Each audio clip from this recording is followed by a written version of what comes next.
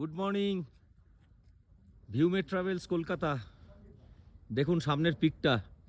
আজকে আমরা আছি চন্দ্রতাল টেন্টে, কালকে রাত্রিরে ছিলাম। ভয়ঙ্কর ঠান্ডা, এখন -4 টেম্পারেচার। কিন্তু আমি, দেবতোষ দা আর তপন দা তিনজনে বেরিয়েছি এই ঠান্ডার মধ্যেও।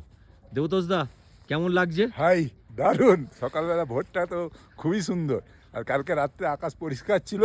আমরা একটু গ্যালাক্সিও দেখেছি, ছবিও তুলেছি অল্প। যেটা আগে আমাদের ওখানেও দেখা যেত, এখন আর যায় না। তপন দা কিরম লাগছে? অসাধারণ অসাধারণ।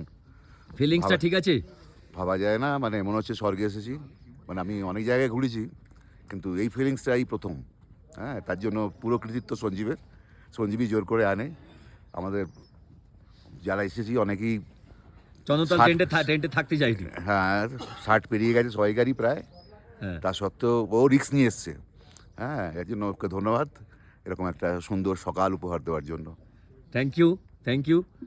আপনারা দেখতে থাকুন ভিউমেট ট্রাভেলসের পেজ, ফলো করুন, এরকম অনেক তথ্য পাবেন। প্রতিবারই ভাবি আমরা এখানে যে টেন্টে রাখবো না, বড্ড কষ্টকর, ভীষণ ঠান্ডা। কিন্তু এই যে সামনের পিকটা দেখছেন, এটার লোভে বারবার আসা। এত সুন্দর দৃশ্য আর অন্য কোনো কোথা থেকে দেখা যায় না। এত সুন্দর আমরা দৃশ্য দেখতে পাচ্ছি।